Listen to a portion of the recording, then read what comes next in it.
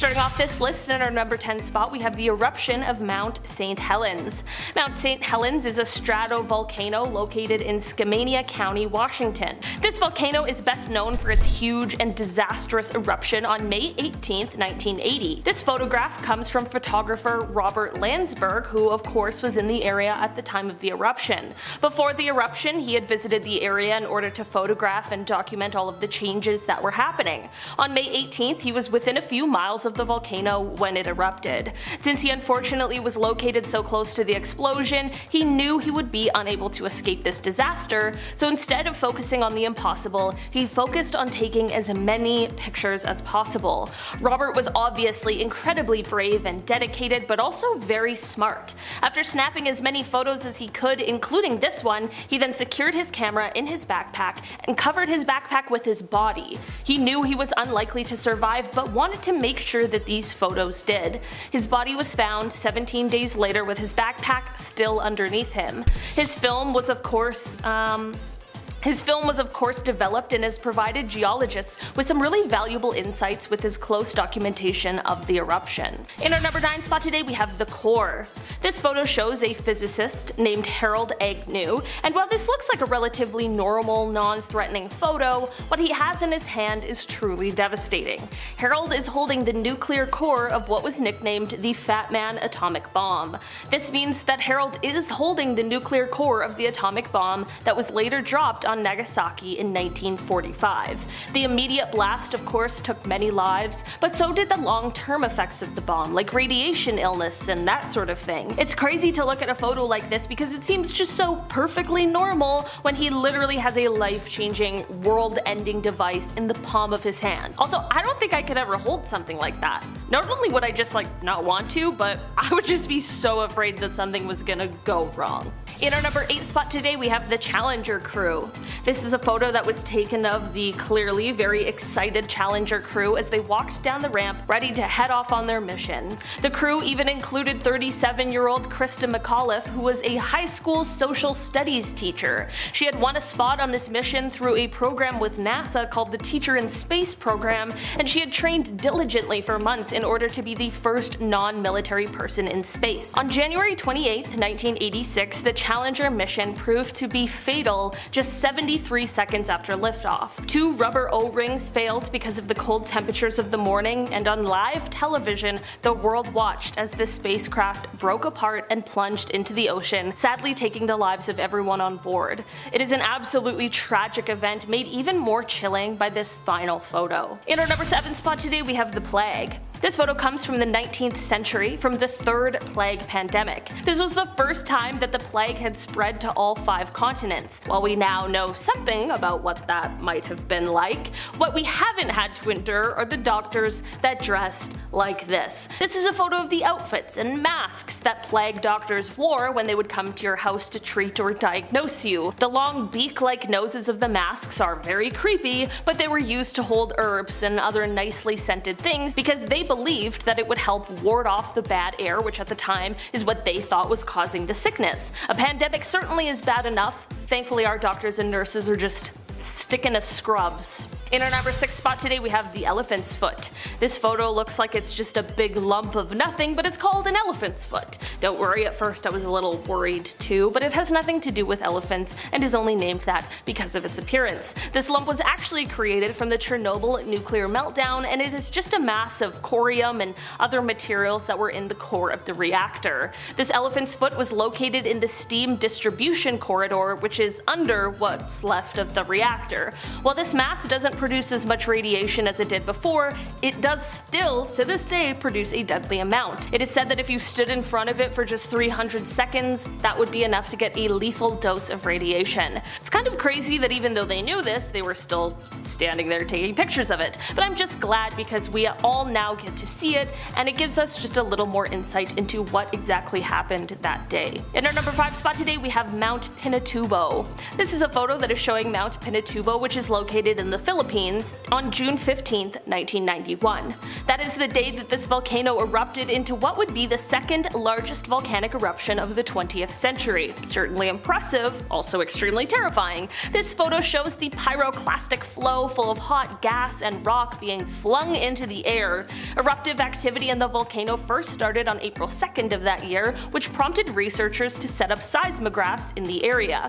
By June, the volcano was having a group of progressively shallower eruptions before, on June 12th, the volcano had its first spectacular eruption, which sent an ash column 19 kilometers up into the atmosphere. After more highly gas-charged magma reached the surface on June 15th, the volcano once again exploded, this time sending the cloud of ash 40 kilometers up into the atmosphere. Volcanic ash and pumice blanketed the surrounding area, and pyroclastic flows filled what were once deep valleys with fresh volcanic deposits.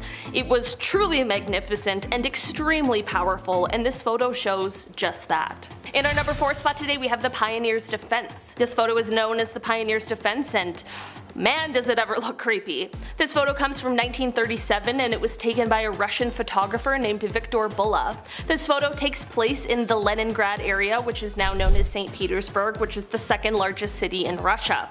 The people in this photo were part of a group that was the 1930s Russian equivalent of our Boy Scouts, and it was called the Young Pioneers. The masks on their faces leave a very eerie feeling, and for a fair reason. These people were doing a military preparation drill, which is the reason for the gas mask. This photo was taken during a time where the country was under the dictatorship of Joseph Stalin, and the residents were constantly unsure of what was going to happen. The country was already seeing death and people were already frightened just a few years before the start of World War II. In our number 3 spot today, we have the lipstick. This is a photo that comes to us from December 10th, 1945. If looking at this image gives you a shudder down your spine, that absolutely makes sense, as it was written by a terrible person known as the Lipstick Killer. This photo is an image of a note he left written on the wall at one of his crime scenes. The photo comes from the apartment of Frances Brown, as just before he wrote this message, he took her life. After this message was left, he ended up taking the life of one other person before he was finally caught by police 6 months later. The message scrawled in the photo reads, quote, "For heaven's sake, catch me before I kill more.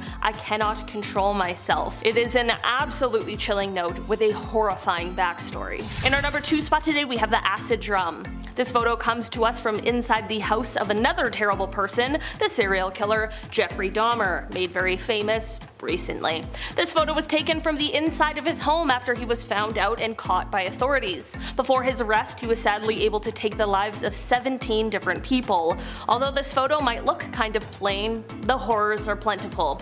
This shot shows a drum full of acid that was located inside of his home. Probably don't really need to tell you what it was used for. I can't imagine the horrors investigators saw when they entered his home, and even previous to that as they investigated his crimes. Thankfully, Jeffrey was caught, and in 1992 he was sentenced to life in prison, but just 2 years later he was killed by a fellow prison inmate. In our number 1 spot today, we have the Dyatlov Pass incident. If you have never heard of the Dyatlov Pass incident, you better buckle in because it is so terrifying. This photo was taken in February of 1959 as 9 young Soviet hikers sent out to trek through the Ural Mountains. They had set up a camp, and sometime during the night, something happened that made them cut their way out of the tent and all flee the site.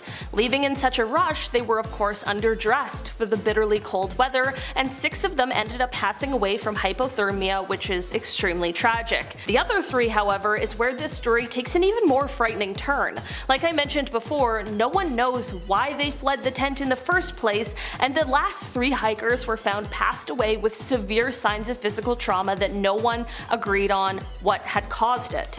In 2019, the investigation was reopened, and just last year there was a conclusion that a kind of avalanche called a slab avalanche was the cause for these injuries. Before you come at me in the comments, I know that not everyone is convinced that's what happened, and I don't blame you. It's really strange. Number 10. Demonic boy photo. Alright, scary as hell right off the hop. It doesn't matter where or when, but odds are you've seen this photo at some point in your life. It's pretty haunting, it's kind of hard to forget. Check it out. You know when you see a photo, sometimes you just get bad vibes, like it registers in your brain as something real and scary. You want to find something about this photo that looks fake, but it's hard. This photo here was taken inside the Amityville house back in 1976, the real house. It appears to be a young boy with glowing white eyes, kind of hard to forget. It was taken with automatic cameras equipped with infrared, so nobody actually took this themselves, it was just set up. It makes it even creepier that the boy looks like he's peeking around the corner. Makes my heart race just looking at that photo right there. A photographer named Gene Campbell operated this and got this photo. See, Gene was working with paranormal investigators Ed and Lorraine Warren at this time, the famous duo, now rocking the big screen Conjuring universe. They were on this case in real life. This photo was then revealed 3 years later on the Merv Griffin Show. Imagine tuning in, watching TV on the Merv Griffin Show, and then all of a sudden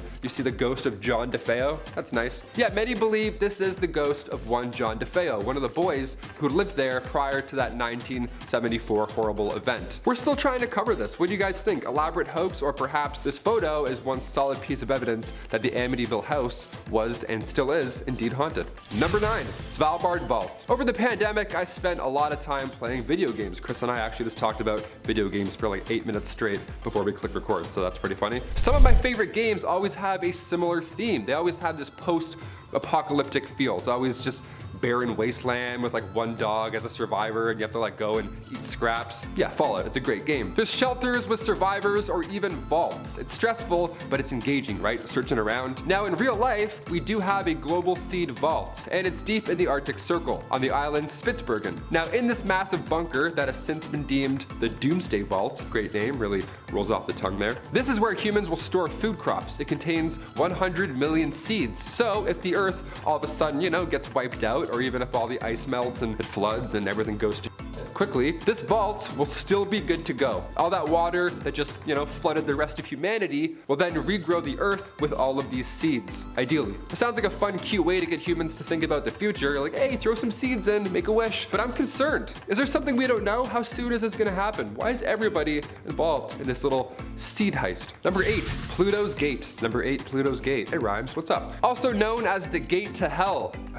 Okay, that's horrifying. These ruins discovered in Turkey back in 1965 are beautiful, but they're also cursed. Historians believe that the site is the ancient city of Hierapolis, and if you're thinking about visiting these eerie ruins, well, you better leave the family pet at home. Yeah, any and all animal that enters these ruins, they also meet instant death. Sparrows were tossed in, and then they immediately stopped breathing and they dropped. This was horrifying locals, so they had to resort to science. Scientists have figured out the solution, and it's still pretty haunting. They measured the CO2 concentration, and turns out while the sun is up, it burns away the gas, but at night, when the temperature drops significantly, the CO2 becomes heavier than that of air. Then it creates this deadly gas cloud on the floor, and then when the sun rises back up again, the concentration of CO2 hits 35%, so it's deadly enough for animals and sometimes even humans. Yeah, just stay away from anything called the gates of hell. How about that? That's pretty sound advice just to play it safe. Number 7, The Lady of Raynham Hall. This one's a classic. If my grandma was still alive, she would have loved this one. If you haven't seen this photo, it's gonna live rent-free in your head from here on out. This spirit is said to haunt Raynham Hall in Norfolk, England. Nice. My old home. Not Norfolk, but I have English family. What's up? This tale kicked off back in 1936 after a photo went around through Country Life magazine. I guess that's its way of going viral back then, right? This photo shows a spirit, apparently, wearing a brown gown. Hence where her name comes from, the Brown Lady of Raynham Hall. Just casually floating down a staircase. That's lovely. Imagine seeing this in real life. I'm sweating doing this list. Legend has it that the ghost is that of Dorothy Townshend. She was the sister of Robert Walpole, the first Prime Minister of Britain back in 1676. Some reports say the image is a result of long exposure, just gone awry, but either way, I don't like looking at this photo, so let's move on. Great. Number 6, The Gates of Guinea. Another bad portal to another bad place. The souls of the dead have to go somewhere, and depending on your beliefs, that somewhere could either be beautiful, it could be peaceful, or it could be absolutely terrifying. Who knows, one of the three. In the world of voodoo, that place is an underworld called the Gates of Guinea. And here is the front door. Yeah, located in Louisiana, this tomb, that of voodoo priestess Marie Laveau, is apparently the entrance to these deep waters, this twilight realm. And some voodoo followers try and open these gates to access the souls of the deep. And apparently the goal after that point would be to use the dead almost like zombies, like your own little personal zombie army. So that's horrible, I guess. Number 5, Backseat Driver. This photo photo here is from 1959, and it certainly looks like it. It was taken by a lady named Mabel Chinnery, and the photo, at first glance, is just a classic 60s shot of a man in a car. That man was Mabel's husband. Now, the man in the back seat, however, we have no idea who that is. Apparently they weren't there in real life. Her husband was the only one in the car at that time. And also, that's a pretty tough angle. If you wanted to recreate this photo with your friends after work, it would be hard. You have to really line something up there. Some Edgar Wright shot has to happen, you know what I mean? It's like he's appearing to us through the seat almost. So either this is a lie, and there was indeed a man sitting in the back left seat, or like Mabel believes, this is her dead mother-in-law. Now, if she had said father-in-law, I'd think maybe it's a spirit, but this for sure looks like an older man with a collar, so we don't know. A lot of ghosts just like to hang around. Honestly, Mabel, just see a priest, just to be safe. Number 4, ghost pilot. Oh, this one gives me the absolute creeps. I'm hoping it's just a friendly ghost, but really, you never know. I never know. I don't know. I don't want anything to do with any ghost, but sometimes they're friendly, apparently. Any sort of spirit, I don't welcome. There, I said it. The ghost pilot is a photograph that shows a spirit from 1987, when a woman named Mrs. Sayer was visiting an airfield in England. So of course she did the tourist thing and she got a photo in the cockpit, as we all do. Especially now after seeing Top Gun, I'd be like, yo, get a photo with me. But while you're sitting in there getting that tourist photo, do you ever think of who may have sat there before? It's kind of creepy, right? People swear the Titanic was a cursed ship and that spirits were responsible for the ship's bad luck. I personally believe it was the iceberg, but you know, I'm open. Next time you want to sit in the pilot's seat, look around for spirits. This image was developed and it appears somebody or something is in the helicopter with Mrs. Sayer. Yeah, nothing like finding out after, eh? Oh. Number 3. The Spectre of Newby Church. This one comes from 1963, so it's a little more recent, but even so, this is one of the most convincing on this list, in my humble opinion. Reverend K.F. Lord took this photo in the Newby Church in England. England's a hotspot for ghosts, eh? Damn. And Lord ensures us that this photo is 100% real. I mean, to be fair, it looks like the spirit is facing the camera, so I don't know. It's a great frame, but I'm still believing. The whole Plague Doctor vibe going on here, that's what makes me feel gross here. Anything with Plague Doctors is always giving me the creeps, so I can't even look at this photo. The figure seems to be standing on the first step to the altar, yet somehow it is still taller than the actual altar itself. We think this being, this ghost, is about 9 feet tall, so whoever faked this, if that is the case, they must have been on stilts or something. Also, stilts and a sheet over your face on a staircase? I don't know. I don't think anyone faked this. That's for sure a very tall demon. Drink your milk, then you'll be tall and strong in the afterlife, just like that demon right there. Number 2, the Paris Catacombs. As Above, So Below is an underrated horror film. It's very good. If you haven't seen it, go check it out. Makes you all sweaty and not nice. In the movie, a team of explorers accidentally go too deep when exploring the Paris catacombs, and in turn they have to face their own hellish nightmare. I'm not going to give anything away. Well, this is not too far-fetched, it seems. In what feels like a never-ending maze, the tunnels underneath Paris stretch for hundreds of miles. See, originally the tunnels were built for Paris stone mines, but near the end of the 18th century, it turned into something a little more haunting. Cemeteries at this point in history were starting to fill up, and I mean that in a literal sense, like bodies. It was gross. We didn't know what to do, right? Humans didn't figure out the cleanliness thing for a while, so bodies would be laying on the side of the road. So the solution here was to use these catacombs, right? These tunnels have been there for centuries, so you might as well put them to good use. And by good use, I mean arguably the scariest basement in the world. Just walls of skulls. What could possibly go wrong? So haunted. Never go in there, so haunted. Do you live in Paris? Have you seen this? Has anyone actually been down there? I want to hear your account. Comment down below, because that's a scary movie, man. That's really not great. And finally, number 1, Chernobyl. One of the greatest nuclear disasters ever in history. On April 26, 1986, reactor number 4 at the Chernobyl power complex exploded due to unstable and low power levels. Reactor 4 had been shut down a day before due to maintenance, and the next day at 1:23 a.m., radioactive debris compiled with fuel and reactor components just rained down all over the building. It's a nightmare scenario. Toxic fumes were carried from the wind, and after just 4 months, 28 workers had died due to radiation exposure. Eventually, they had to evacuate over 100,000 residents, and to this day, that zone is a no-go. Reactor 4 will stay highly radioactive for another 20,000 years, so no time soon. Let's not head back there anytime soon. Number 10, Russian Bigfoot caught on tape. The exact location of where this video was taken is still unknown. In fact, there isn't a ton known about this video at all, but what is known is that it was taken somewhere in Russia. That's about it. And people actually believe that it captures the real Bigfoot, or one of the many Bigfoots out there. This is the Russian one. They got a Russian Bigfoot. What do we all think here? I wanted to start with one of the most insane videos I could find. I think I nailed it. How'd I do? I don't know. This one comment dives in further. The user says, The title of the original video was called Chichuna, but in Russian script. The creature hops, sometimes sideways like a lemur. Of course, lemurs have tails, which make that type of movement easier. And chichunas are sometimes described as having tails, but this creature doesn't appear to have one, does it? No, it looks like a blob of scariness. I don't even know. The original footage was in all Russian and claimed to have been shot in Siberia. It also featured a boy and a dog in the foreground who didn't appear to be all that concerned, but I still believe this footage to be genuine. That's one of the top comments, so you know someone did their research. Number 9, overnight visitor. Oh, this one definitely gives me the chills. I don't like it. This video was taken from a surveillance camera that was placed inside of a couple's home. Not outside, inside. This is scary, and I hope this never happens to anybody watching this video. The footage caught something while they were both asleep, and it's one of the creepiest things that I've ever seen. When the couple woke up the next day, they were unable to find a purse that they knew was in the home right before they went to sleep. So they decided to check their security cameras, and this is what they found. As they were sleeping, a man crept in and was so quiet that he didn't wake them or their dogs up. No, he stood at the top of the stairs watching them sleep for a few minutes, which just adds another layer of ew to this whole scenario. Yeah, always check those nooks and crannies before you go to sleep, I guess. Number 8, Titanic inspection card. This inspection card once belonged to a woman named Marion Meanwell. What could possibly be creepy about an inspection card, you ask? Well, it shows how Marion was not intended to be on the Titanic, but by some turn of events, she unfortunately found herself as one of the passengers that went down with the ship. Now, the card shows that she was originally meant to be traveling on a ship called the Majestic. For some reason, the trip she originally had planned was delayed, and she instead was assigned to the ill-fated Titanic. Yeah, you can see the word Majestic is literally crossed out of her card. You know, adds to the creepy element because it shows her literal change in plans. Number 7, Norway Lights. Natural light phenomena is common in our big, beautiful planet. The northern lights, the green flash, solar eclipses, you name it. I bet those were all pretty alarming back in ancient times. Now, some of these natural events look otherworldly. They look cosmic almost. Most of the time, there's an explanation waiting, but for the mysterious glowing orbs floating over Norway, the Havsdalen lights, as locals call them, we still need some answers.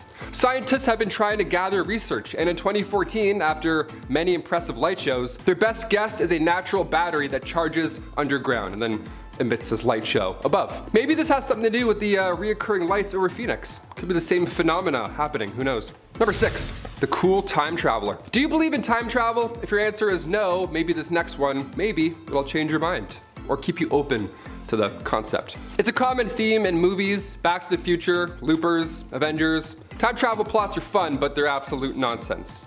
Or are they? When we see a case like the Cape Scott story, we can't help but be intrigued a little bit. Time travel or not, this is an interesting photo. It comes from Ray Peterson's book, The Great Cape Scott Story. That book was from 1974, but the actual photo used in the book was taken over 100 years ago. And in the photo, it shows this modern-looking guy, rocking shorts, maybe jorts, who knows? He has messy morning surfer hair, dippity-doo, three-hold, you know, that kind of stuff. He doesn't look like he's from that time period at all. This also has happened more than once, like the time-traveling hipster. I don't know, I'm pretty sure it's my cousin. That looks like a guy I know. Definitely not a guy from the 1900s, that's for sure. Number 5, skunk ape. This one is exactly what it sounds like. The skunk ape was seen back in 2000, so hopefully, if it's a real thing, it's long gone. Hopefully it's dead by now. It's pretty gross. 2 photos were taken of the supposed skunk ape, and this thing looks like Bigfoot's cooler, older cousin, you know? That cousin who has a lava lamp, does kickflips in the garage in October. That kind of cousin, that's the skunk ape, really. An anonymous source sent the Sarasota County Sheriff's Department these photos. They mailed them in, which for starters, that's pretty jarring to receive. Just a creature, just Bigfoot, put it in the mail. But she claims these photos were taken in her actual backyard and that this creature was not a black bear. It wasn't anything we've seen before. I personally don't think that's a black bear. If anything, it's just a really large, odd-looking dog. Those teeth alone are a red flag either way. I want nothing to do with that. Number 4, Solway spaceman caught on photo. Look, we've all been photobombed before. It's a blessing in disguise. You look back at prom photos, some dude sneezing in the background while you're, you know, having the moment of your life. It's the best, we love it. But when Jim Templeton took a photo of his daughter in an otherwise empty marsh, long before Photoshop existed, it appears an astronaut just crashed the family moment. He just had to pop up in the photo in the background. Now, Jim assures us that nobody was around, which I believe, otherwise what a weird photo to take in an empty field. I'd be like, hi, get away from my daughter. Just, yeah, 17 meters to the left, thanks. Also, the fact that this man looks like he's from space. Yeah, that makes it more believable, no? What are we looking at right now? Who is this? It's so creepy. Kodak even got involved in this story, right? Like Kodak, the company Kodak. They confirmed this photo was not tampered with, and they know everything. They made Avatar, so they know what's up. Let's run everything by Kodak from now on. Deal? Number 3, Worstead Church visitor. Okay, time to get a little paranormal. We love those. Hit the lights. Back in 1975, Peter and Diane Berthelot were visiting the Worstead Church in the UK. It was beautiful, right? So like any visitor does, Peter took a photo with his nice Kodak camera, right? He wants to see the truth with his Kodak. Peter took a photo of his lovely wife sitting in the spectacle of a church, but later on, once the photo was developed, somebody else was all of a sudden in the photo now. Or something, we don't really know. Right on the bench behind Diane, there appears to be a person in all white. How calming is that? Maybe it's a wedding, maybe it's their big day. We love it. When the couple went back to the church to ask about who it was, a local suggested they may have gotten photo proof of the white lady, the spirit of a healer who haunts the church. I mean, as far as surprise ghosts go, that's pretty tame. That's a pretty tame encounter. That's how it should be. Could have been a lot worse. They're like, oh, that's the demon. That's Daryl the demon. Yeah, you don't want any part of that. Number 2, Black Knight satellite. Not to be confused with Martin Lawrence's Black Knight. That's, although that's pretty historical and memorable in itself. The Black Knight satellite is something that has been orbiting our planet for God knows how long. We're guessing thousands of years. Everything else on this list is quite recent, but this myth is ancient. This photo here you've probably seen at one point or another. It was taken back in 1998 during an American mission to the International Space Station. Apparently this guy has been hovering over our Earth just watching us. It's some sort of alien satellite. That's a fun theory, no doubt about it. But during a spacewalk in 1998, one of the thermal covers came loose and drifted away from the station. Could this be that cover that just floated off and wrapped itself around a rock or something? Or it could be an ancient night satellite. One of the two. And finally, number 1, the doorbell licker. Nice, we gotta end with the weirdest thing I've ever seen. This one's short and sweet. Not much explaining to do here, obviously. Does what it says in the can. Back in 2019, a man was caught on surveillance, a doorbell camera, approaching a home in a neighborhood in Salinas, California. He doesn't say much, he just shows up, doesn't drop off any package, nothing like that. He just shows up and starts licking the doorbell. Not the camera, but the actual doorbell, like the button. He must have rang the bell hundreds of times because he did this for 3 hours straight. His jaw muscles must be insane. The homeowner said in a following interview after seeing said footage, I quote, "Oh boy, that is just weird." Yeah, that's what they said to that footage for 3 hours of a man licking their doorbell. They're like, oh boy, that's weird. If that was me, I'd move. I'd be halfway packing. I'd be like, oh boy, that's weird. Grab a box, let's go. We're moving. Number 10, the isolator. The last thing anybody wants to do after the almost 2 years we've had. Ugh.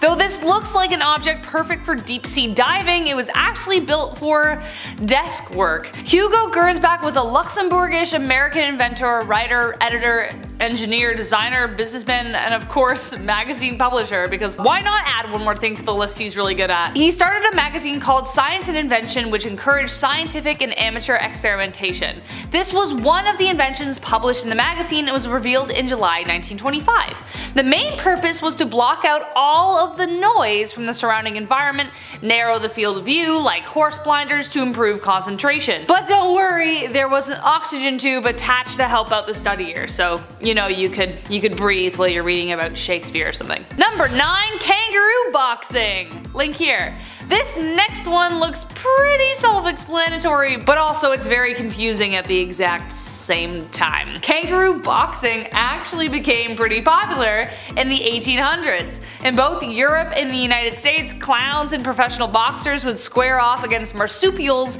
in front of herds of people. It was actually started by a university professor just like as a joke, and then it really caught on. Who they cheered for?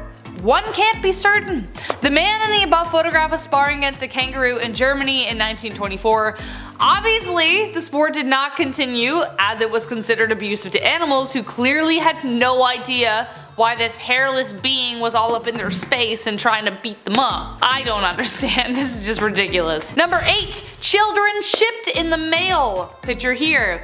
Sounds ridiculous, is ridiculous. But did it happen? Of course it did. However, this picture was actually staged, but this actually did happen. Imagine your sister calling you and telling you your nephew is visiting, and then minutes later the doorbell rings and your nephew is just like chilling with some packing peanuts in a cardboard box. Well, not quite. The postman had to play a kind of babysitter a bit. Shortly after package delivery, a revolutionary thing on its own, was introduced, a couple in Ohio sent their infant son to their grandmother's via postman in 1913. It cost 15 cents plus $50 insurance.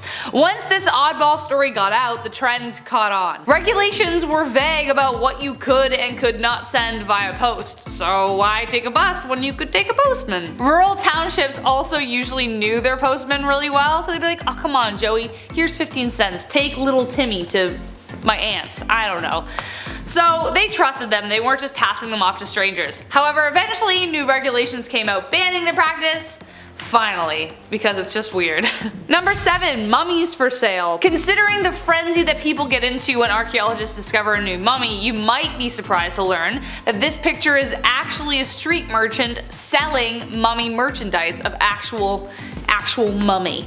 During the Victorian era in the 1800s, Napoleon's conquest opened the gates of Egypt to the Europeans, making mummies a really hot commodity. Like imagine somebody uncovering your aunt and going, ooh, we could sell her. Weird, right? Like 1,000 years from now?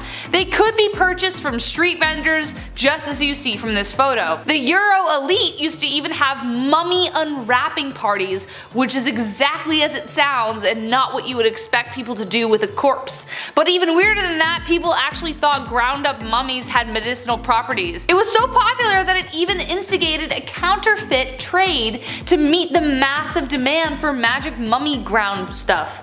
What did the counterfeit trade involve? The flesh of beggars instead of mummies. All that behind one picture. Number 6. Half and half. This next one actually has a kind of sad story behind it, but paints a very clear picture of the division between Catholics and Protestants and actually just religion in general. This picture depicts two graves in the Netherlands, one belonging to a Protestant and the other a Catholic. In 1842, a 22-year-old Catholic noblewoman fell passionately in love with a 33-year-old commoner, a colonel in the cavalry who was also Protestant, a big no-no. Their marriage was a total scandal, but they said screw you to their peers and stayed together for 40 years. The woman's husband died in 1880, and to forever unite them, she built a grave that would forever keep them together even though they were apart by a wall. The old cemetery was strictly divided into Catholic, Protestant, and Jewish sections, so these two monuments were built so they could forever be together. Does anybody have a tissue?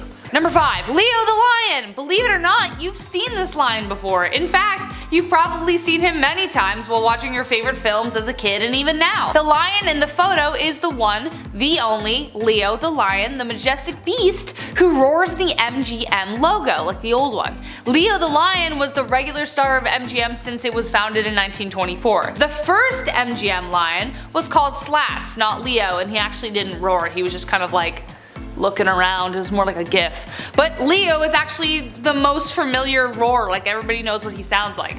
But who is the man having tea with such a lion? Well, that of course is Alfred Hitchcock, the king of thrills. This photo was taken in 1957 of the two legends posing to enjoy a hot cup of British tea. Number 4. Walter Yeo. Though the picture itself is a little disturbing, it signifies a life-changing moment for Mr. Walter Yeo and also for thousands more.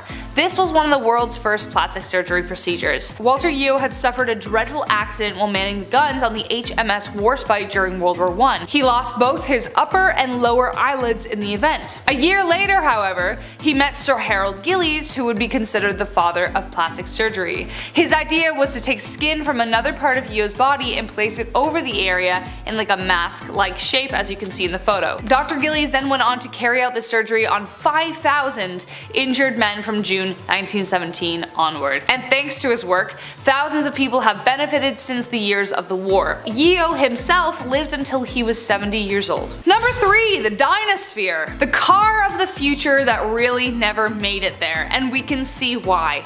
Every car we have today has 4 wheels, not just one. Some have more than that now, it's getting confusing. But in the 1930s, J.H. Purvis had a vision. He called it the Dynasphere. It was a large wheel with a cabin in the center for the driver and the passenger to sit. Funny enough, it did actually work. Check this out. But did anyone else notice the problem with driving it? Yeah. You have to drive like Ace Ventura with his window open because it broke, you know what I mean, that scene? Exactly. In order to see past the giant wheel spinning in front of you, you have to kind of rubberneck it out to the side. JH made 2 prototypes, one ran on gasoline and the other ran on electricity. He even designed a kind of bus version that could fit more passengers, but it still needed mini stabilizer wheels, so it had like 6 by the end of it. Do I kind of want one though, because it looks fun? Absolutely. Would I want to take it on a road trip across Canada? Absolutely not. Number 2, the Hindenburg disaster. Based off the title, you already know that this is a picture of the Hindenburg disaster because I already said it. Spoiler alert. The Hindenburg was the largest dirigible ever built and it was the pride of World War II. Yahtzee, Germany, you know which one I'm talking about. But YouTube gets mad. The first successful airship was constructed in 1852 by Henry Giffard, but the problem was he used hydrogen. This made both French and German designs of the craft susceptible to explosions if something went wrong. Hence, Exhibit A. What you are seeing in the photo is the direct aftermath of a devastating accident. On May 6, 1937, the dirigible touched a mooring mast in Lakehurst, New Jersey, sparking the explosion, which took the lives of 13 passengers and 21 crew members. Something as simple as a small spark from the engine ignited the hydrogen core, and the craft fell 200 feet to the ground in flames. And last but not least, number 1, spectators. This is the photo taken at the trial of Al Capone. Yeah, it suddenly makes a lot of sense as to why people are covering their faces. When someone says to you 1930s gangster, Al Capone probably jumps into your head. He was deemed public enemy number 1 by the US government for bootlegging and other illegal rackets during Prohibition. The terror the ruthless gangster incited in the city of Chicago is evident by this image. Witnesses and spectators of the trial covered their faces so they wouldn't be recognized by Capone's vengeful accomplices or Capone himself. Behind those fedoras may lie other criminals yet to be unmasked, or civilians scared of a Tommy gun waking them up at night. Either way, you know he must have been one terrifying dude. Authorities did everything they could to catch him, but he would always slip right through their fingers.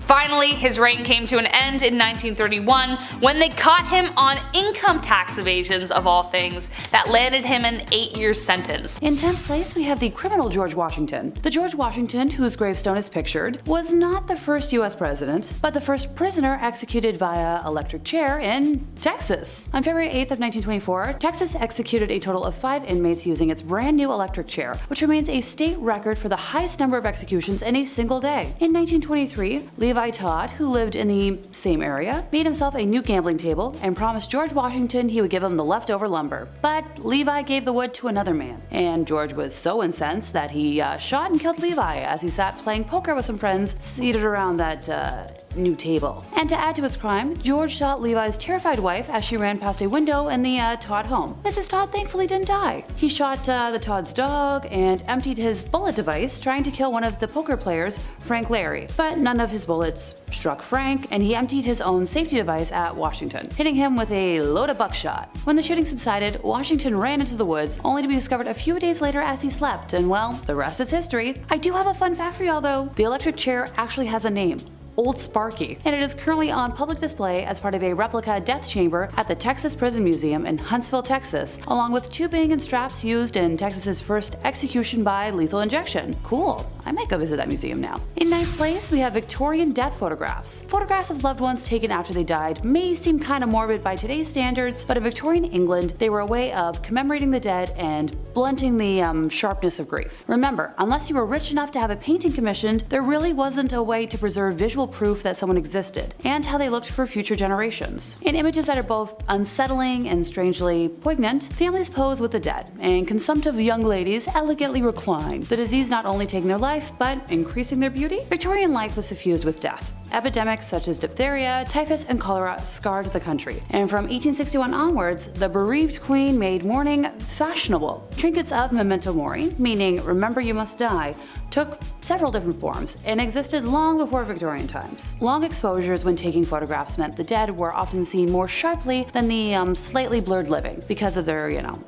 lack of movement. On some occasions, eyes would be painted onto the photograph after it was developed, which was meant to make the deceased more lifelike, while other times death was more obvious. Locks of hair cut from the dead were arranged and worn in lockets and rings. Death masks were created in wax, and the images and symbols of death appeared in paintings and sculptures. But in the mid-1800s, photography was becoming increasingly popular and affordable, leading to memento mori, photographic portraiture. Try saying that 5 times fast. You don't want to know how many times I failed. The first successful form of photography, the daguerreotype, was an expensive luxury, but not nearly as costly as having a portrait painted, which previously had been the only way of permanently preserving someone's image. As the number of photographers increased, the cost of these photos fell. Less costly procedures were introduced in the 1850s, such as using thin metal, glass, or paper rather than silver. I see where Weekend at Bernie's got their inspiration. In 8th place, we have a ghostly mural. The ghostly figures shown in this mural in the Karl-Strasse Tunnel in North Rhine-Westphalia, Germany, depict the 21 young people who died in a stampede in 2010 at Love Parade,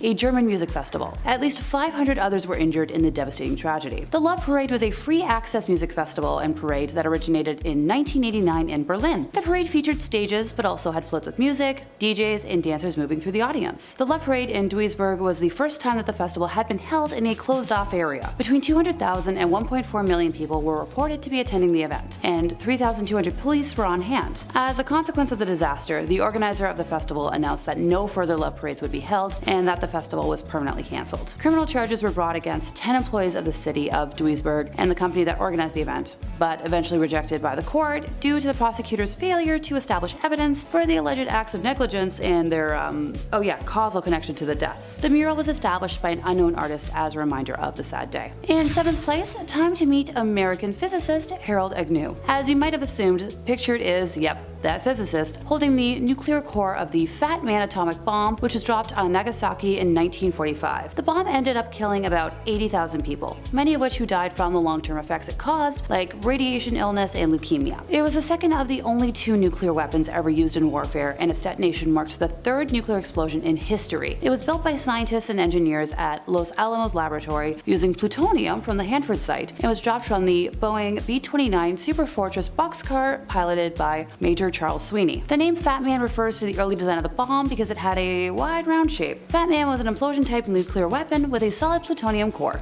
In 6th place, we have Karl Wallenda. Karl Wallenda was a German-American high-wire artist and the founder of the Flying Wallendas, a daredevil circus troupe whose members performed dangerous stunts far above the ground, often without a safety net, and still perform to this day. The photo that stayed with me was from a triumphant moment in 1978, just after he crossed the Tower Bridge in London by, tightrope. Later that year, at the age of 73, Karl attempted a walk between the 2 towers of the 10-story Condado Plaza Hotel in San Juan, Puerto Rico, on a wire stretched 121 feet above the pavement. As a result of high winds and an improperly secured wire, he lost his balance and fell during the attempt, and it was caught entirely on camera. Speaking of the Flying Wallendas troupe, as I mentioned before, they still perform to this day, with Karl's great-grandson Nick Wallenda breaking world records and performing feats that make my stomach turn. In 5th place, we have the Challenger explosion. On January 28th of 1986, the Space Shuttle Challenger broke apart 73 seconds into its flight, killing all 7 crew members aboard. The spacecraft disintegrated 46,000 feet above the Atlantic Ocean, off the coast of Cape Canaveral, Florida, at 11:39 a.m., and it was the first fatal accident involving an American spacecraft while in flight. The mission, designated STS-51L, was the 10th flight for the orbiter and the 25th flight of the Space Shuttle fleet. The crew was scheduled to deploy a communication satellite and study Halley's Comet while they were in orbit, in addition to taking school teacher Christina McAuliffe into space. The latter resulted in a higher than usual media interest and coverage of the mission. The launch and subsequent disaster were seen live in many schools across the United States. The cause of the disaster was the failure of the primary and secondary redundant O-ring seals in a joint in the shuttle's right solid rocket booster. The record low temperatures the morning of the launch had stiffened the rubber O-rings, reducing their ability to seal the joints. Shortly after liftoff, the seals were breached, and hot pressurized gas from within the SRB leaked through the joint and burned through the aft attachment strut, connecting it to the external propellant tank, ET for short, then into the tank itself. The collapse of the ET's internal structures and the rotation of the SRB that followed threw the shuttle stack back, traveling at a speed of Mach 192 into a direction which allowed aerodynamic forces to tear the orbiter apart. Both SRBs detached from the now destroyed ET and continued to fly uncontrolled until the range safety officer destroyed them. The crew compartment, human remains, and many other fragments from the shuttle were recovered from the ocean floor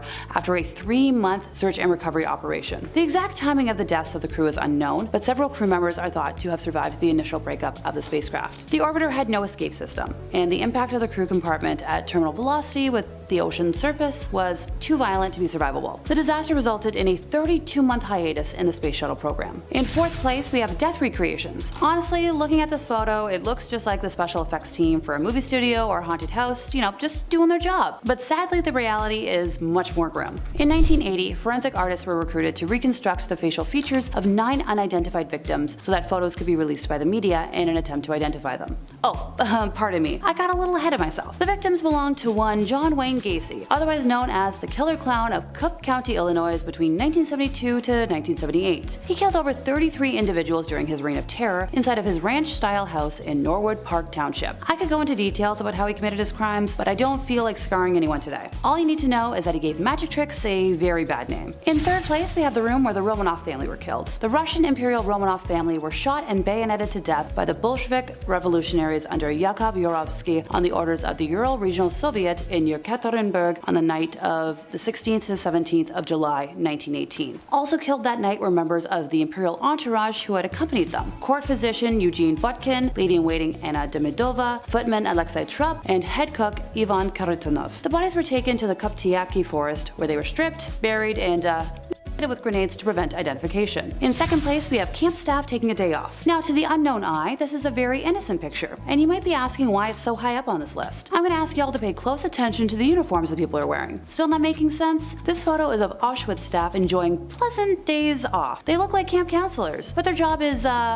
killing people in horrible ways, and they enjoyed it. Most probably took lives not shortly before or after this was taken. Easily the most unsettling photo for me today, since the absolute contrast makes my stomach turn. And in 1st place, we had the Uruguayan Air Force Flight 571. This picture was taken of a group of survivors of that crash in the Andes. They're all smiling in this photo, but it becomes eerie when you see the human spine to the right of them in the photo. I'll get to it, I promise. On October 13th of 1972, human error caused the plane and the 45 folks on board to crash into the Andes mountain range in Argentina, just shy of the border within Chile. Amid the wreckage of the mangled plane, on a mountain glacier about 80 kilometers east of the planned flight route, 33 passengers were still somehow alive. 5 people didn't survive the first night of below freezing conditions on the mountain in the remote Andes, and a 6th person died within days. Those who were still alive and not, critically injured or in a coma, used parts from the plane to create shelter: snowshoes, goggles, and also figured out a way to melt snow for drinking water. The survivors had no medical supplies or appropriate clothing and were stranded on the mountain as temperatures plunged to like minus 30 degrees Celsius. The little food they had was quickly running out. In a cruel twist, the survivors had found a transistor radio in the wreckage and were using it to listen to updates on the search effort. On day 11, they heard the announcement on the radio that the search for them had been called off. Starvation soon set in. They had 8 bars of chocolate, a tin of mussels, 3 jars of jam, some nuts and dried fruit, and some lollies and a bottle of wine. That's all they had to eat, and that was gone within a week. Desperate, the survivors ate cotton and leather from the plane seats. Okay, alrighty, time to talk about that spine. So eventually, as the bodies of the frozen dead laid around them, the survivors were forced to consider their only chance for survival. All the passengers were Catholic and held deep moral concerns about eating their relatives, teammates, and friends from school, but as a group reluctantly decided eating the bodies of the already dead was their only chance of making it off the mountain alive. They also mutually agreed that if any of them died, the others could eat them for sustenance. Eventually, on December 22nd, which was 72 days after the plane crash, search crews finally recovered the 16 remaining survivors. Starting off with S for Secret. Alrighty, so here is from the Polish Constitution Day celebration in Chicago, specifically the one from 1978. On the left there, all washed out and crappy old flash display style, is First Lady Rosalind Carter. The guy shaking her hand, or rather just holding it and staring off camera like a waiter just went by with a tray of warm sausage rolls he wants to really get into, is John Wayne Gacy. And if you're also thinking, yo, what is up with this guy being in so many random famous photos, you're absolutely right, and it's genuinely strange how photographed and out there Gacy was. By the time this was taken, he had already killed over 20 people. Also, when he wasn't side hustling as a clown, he was super active in the government and politics, thus why wearing the S on the lapel. It was given to him by the Secret Service to indicate special security clearance. So the S literally does stand for secrets, both the US government's and his own. Whose secrets are worse though, huh?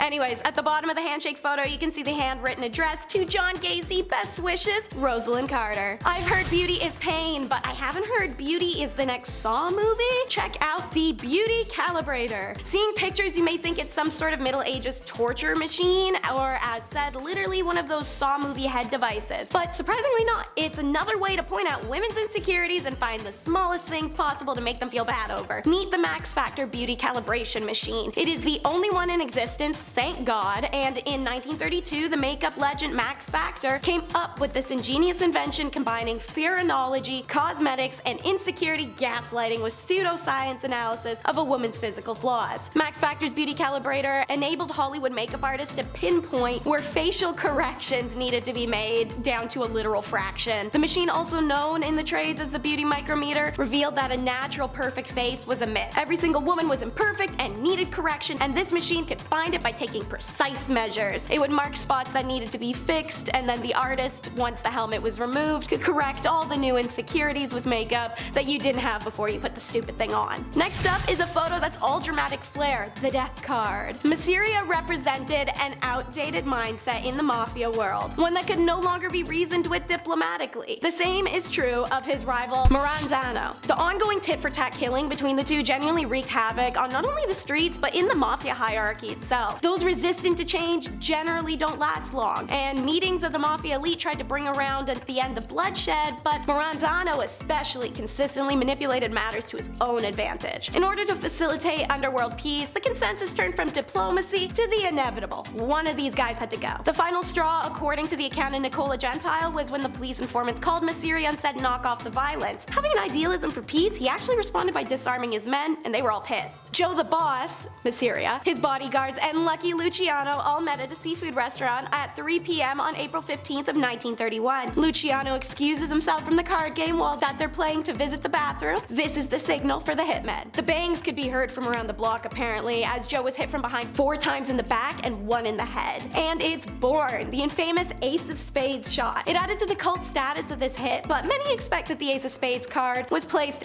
between Masseria's fingers after the hit by a photographer just for the shock factor of the press. Next is a series of photos recovered before they could be lost. Holes in a window. Former LAPD reserve officer turned photographer Merrick Morton was faffing around in the LA Police Department when he comes across a stash of LAPD crime photos ranging in the dates of 1920s all the way to the 1970s. These were cellulose nitrate based film, and the negatives were so decomposed they're deemed fire hazard, but Merrick saw enough of the few stills to know that they'd be an absolute effing gold mine. Working with Phototeca Photo Digitation Service and the US National Film Archive, the photos were given a new life. This collection is NSFW, and there are hundreds. Now spruced up, the macabre photos are mostly crimes, and many of them violent and depicting the bodies or surviving victims' injuries. Obviously, the ones you're seeing on screen as I'm talking are tamer, such as my choice, the one you're seeing now, Holes in the Car Window. Something about it gives me a deep sense of discomfort, thus the choice. The collection contains recognizable crimes and faces too, an unusual photo of Malaya Nurmi dressed as Vampira, pictures of comedian Lenny Bruce's OD in March of 1966, and images of the Manson family arriving at their arrangement in 1970. Every photo is scary, and every single has a disturbing backstory. Some captions are provided by author James Elroy in his book LAPD 53. You can win, but sometimes you still lose in the end. It's the devastated Disneys. Meet Howard Ashman and Alan Menken. There are some everyday photos of these two in their prime. Who were they? In case you couldn't tell by all the Disney crap in the background of said photos, they played somewhat of a big role. You know, writing the lyrics and music for Oliver and Company, The Little Mermaid, Aladdin, and Beauty and the Beast, as well as a few others. Also, not to mention creating the Little Shop of Horrors, which got them hired by Disney in the first place. And in this photo you see now, they had just won the Oscars for The Little Mermaid. Hooray! But why does Ashman look so unhappy? This was his life's accomplishments. It's because that night Ashman told Menken they needed to have a serious talk when they got back to New York, and when they get back a few days later, Ashman admits that he has HIV that's quickly progressed and he's going to die soon, and fast. They had been songwriting partners for over a decade and were in the middle of working on Beauty and the Beast, and despite the illness, Ashman completed the lyrical work and the initial work on Aladdin. On the morning of March 14, 1991, he does die from heart failure caused by his condition. At the time of his death, he only weighed 80 pounds, he'd lost his sight and could barely speak, and a voice that spoke so eloquently through song was lost forever. Before he passed, however, Disney Productions scrambled to finish the film so he could see a screening of it. The film earned Ashman and Menken 3 1991 Academy Award nominations for Best Song, and the title song winning the award. Perhaps most amazingly, Beauty and the Beast was the first animated film ever nominated for an Academy Award for Best Motion Picture. So it looks like a photo of two men achieving their wildest dreams, but it's a record of their last normal moment together. Oh look, it's the D-Bags Day Off! Camp staff! Check out this jolly-go-lucky group. They got the day off of work because the weather was nice for the first time in a long time. During the wartime, that must have been awesome, especially being young. Finally shirk responsibility, maybe go get a pint, have a picnic, hang out with each other, maybe get a little frisky, lavishing in the sun. I'm done looking at them. In fact, I'm sick by having to look at them. When that group of people is gonna have lighted and silly summer fun on a day off, they're going back to their jobs at the camps of World War II to do exactly what you're thinking they would be doing for work when I say they work at the camps of World War II. And they enjoyed it. This wasn't one of those mandatory war jobs or excuses you can make up for following orders. These young adults, who may as well be the grandmothers, grandfathers, or great-grandma or pa of people even watching, chose to do this job and actively enjoyed it. So this is a good reminder it's not that far in the past, and these people most likely took lives shortly before or after this photo was taken. Did Halloween come early, or is it just Sylvester Claus? Yeah, so I chose this photo out of, trust me, like thousands of equally creepy ones because I feel it truly captures the what the bleep factor this holiday has. And they do it every 31st of December to 13th of January. The Sylvester Clausen of Ernach and the surrounding area Appenzell custom that is famous throughout Switzerland. The custom derives its charm from the unique blending of contrasts such as nature and art, mystery and tradition, harmony and anarchy. The Sylvester Claus that ushered the old year out and ring in the new. There are three types of these clauses: the beautiful, the ugly, and the pretty ugly. Common to all the clauses are bells in various shapes and sizes that they wear on their bodies. Their rituals begin in the early morning each day. The various Schupel meet at the village square before each group goes its own way. A group will pull up in front of your house, then hop around and jump up and down to make the bells ring, and then they start yodeling at you. You listen to the yodel, they say Happy New Year, give you some cash, some liquor you have to drink from a straw, and then they just leave. Dark backstory gossip, however, in times of poverty and hunger, which afflicted the region frequently, Clausen was a way to earn a little extra money, and in the 1930s, what was known as Belchel Claus, aka the Beggar Claus, began to appear on the streets. Essentially homeless Santa Clauses, but Santa looked like that. As a result, the influx of beggars in the Claus Guide resulted in heavy restrictions, and in the 1950s, the custom had nearly died out. It's only thanks to the initiative of individuals in the 1970s that this got to come back and enjoys enormous popularity today. Somebody come get their creepy uncle. Cannot tell me this isn't the energy this photo gives. Creepy uncle. The woman is unidentified, but definitely a follower to be able to handle that guy's BO and greasy hands on her. It was taken of the Children of God leader, David Berg. This group started in 1968 in California after Berg claimed God himself had gifted him with prophecies. In reality, Berg started making extreme demands of his followers, give up their money, worldly possessions in exchange for limited outside access, horrible cramped living conditions, brainwashing, and would make this group famous for really bad reasons I can't and would rather not get into. Former members of COG have been outspoken about the childhood they suffered growing up in the communes. Actress Rose McGowan, the most famously outspoken, published her story of 9 years in the group. Actors Joaquin and River Phoenix, also raised in the cult, had it harder than Rose, and that trauma plagued River especially. He was actually the original heartthrob of the 80s and 90s, a role, fun fact, DiCaprio only managed to take once River's substance addiction caused by his traumatic childhood unfortunately took his life. So more of an unfun fact, but the matter stands that River painted the way for DiCaprio, and this psycho ruined a lot of people's lives. Have you ever seen a photo you can feel? Before you see the photo itself, you're gonna learn about the man in it. So, Joseph Goebbels, a National Socialist politician and propagandist who held multiple high-rank roles in the Yahtzee party. As a party chief for Greater Berlin, 1926 to 45, Reich leader of propaganda, 1929 to 45, and in 1933, the push-broom mustache twit appointed Joseph the Minister for Propaganda and Public Enlightenment. He was a devout, unbridled through and through bigot, a tireless agitator, and the propaganda this man designed, wrote, and funded had shipped through dozens of countries and shaped the perspective of Jews in a way that can actually never be undone. It's this propaganda many people still cite when asked for factual basis or logical argument as what Jews had done oh so wrong. It's Joseph who orders the mass burning of literature, who sentenced thousands thousands to death and who made up lies to ensure hatred, a hatred that still stands today.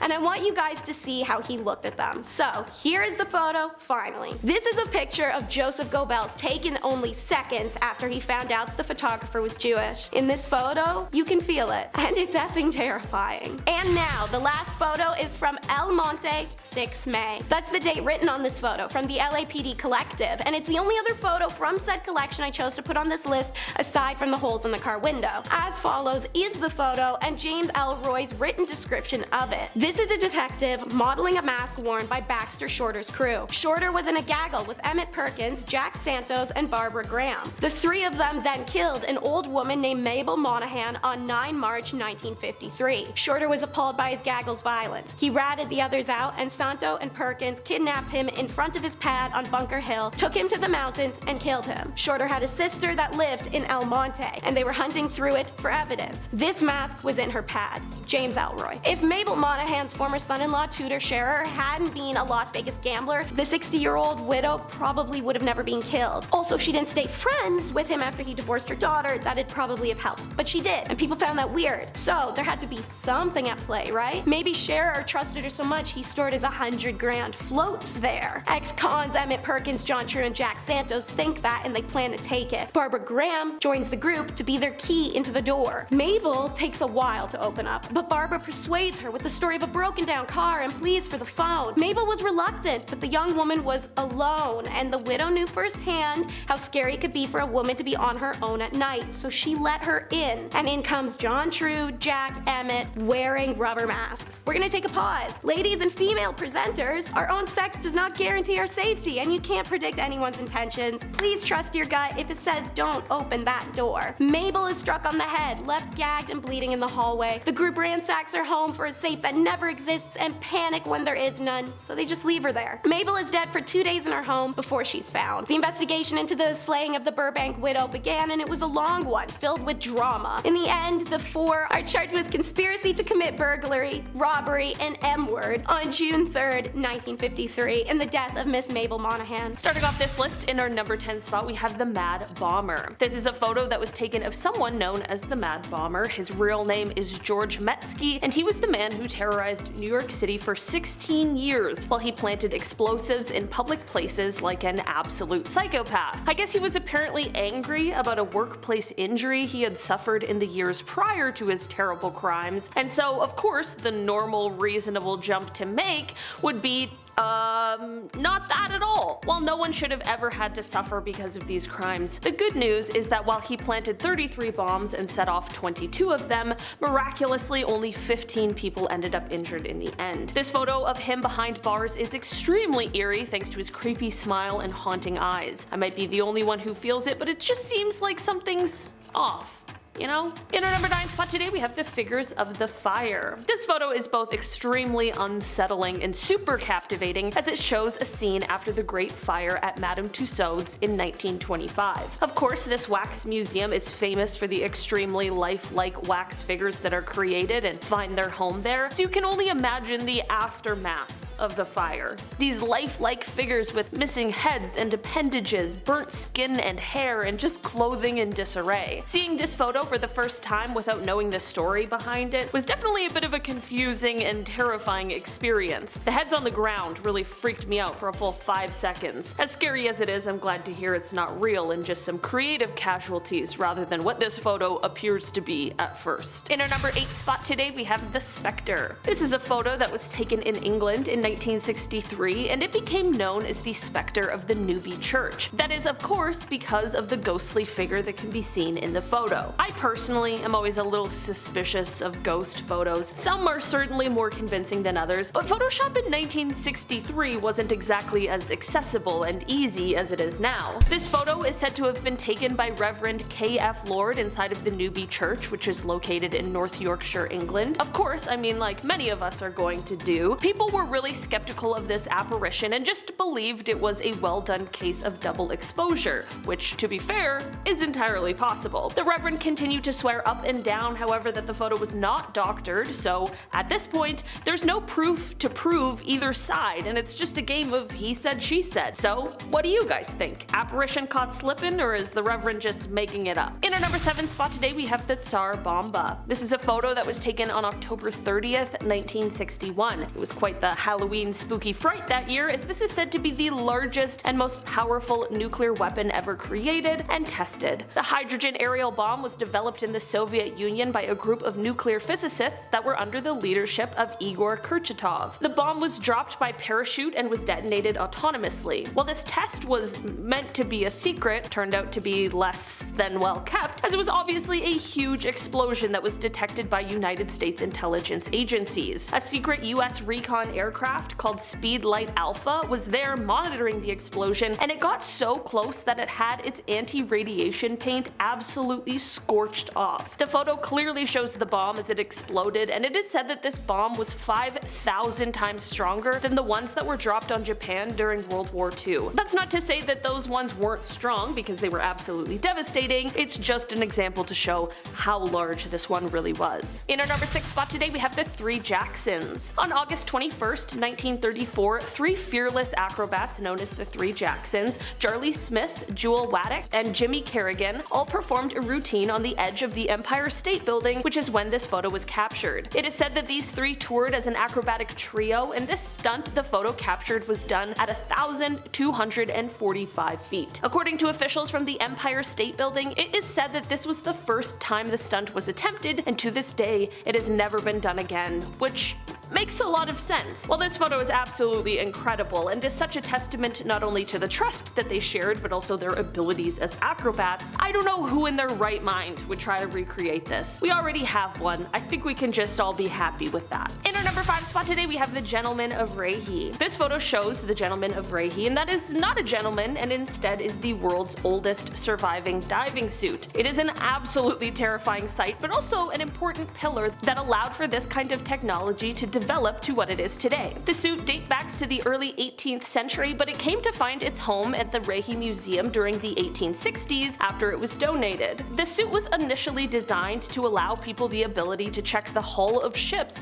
without having to bring them into dry dock. The Old Gentleman is made mostly of leather with pitch thread used to stitch the seams. From here, the suit is sealed with more pitch, and then to create the waterproof coat, it is covered in a mixture of mutton tallow, tar, and pitch. Of course, underwater, pressure increases dramatically, and this is why there's also wooden framework in the hood in order to keep it from collapsing under the pressure. At the top of the hood, there is an opening for a wooden air pipe. The air would be pumped to the diver, then it could be released from the suit through a pipe on the backside. Of course, this means that the suit wasn't completely watertight, so divers could only go under for a short period and couldn't dive very deep because there was only so much pressure the suit could take, but still, the suit was far better than having no suit at all. In our number 4 spot today, we have ectoplasm. This photo is said to have been taken in 1910, and it shows a medium in the middle of a spiritual seance. I don't know about you, but a 1910 seance sounds like an absolutely terrifying time. This photo is said to be catching the moment that ectoplasm appears out of the mouth of the medium. When we're talking about the occult and the paranormal, ectoplasm is a viscous substance that exudes from a spiritual entity, or sometimes the earthbound medium who is connected to or communicating with the spirit. It is said that this substance can take the shape of a face or a hand or a complete body, and it's usually seen in a darkened room during a sort of seance, and this is the way that the paranormal can physically manifest themselves in our world. So basically, what I'm saying is that this is supposed to be the moment that an evil entity is making themselves known in our world. Thankfully, at the end of the contact with the spirit, the ectoplasm will usually disappear as it returns to the entity, so it hopefully didn't stay around long, but this photo sure is something. In our number 3 spot today, we have the isolator. There are tons of strange inventions from the past. We have entire lists and videos dedicated to the strange inventions, there's so many. And while this is one that can be added to the list of bizarre inventions, it can also be added to the list of creepy ones as well. This photo shows what was meant to be a sort of anti-distraction contraption from the 1920s. Listen,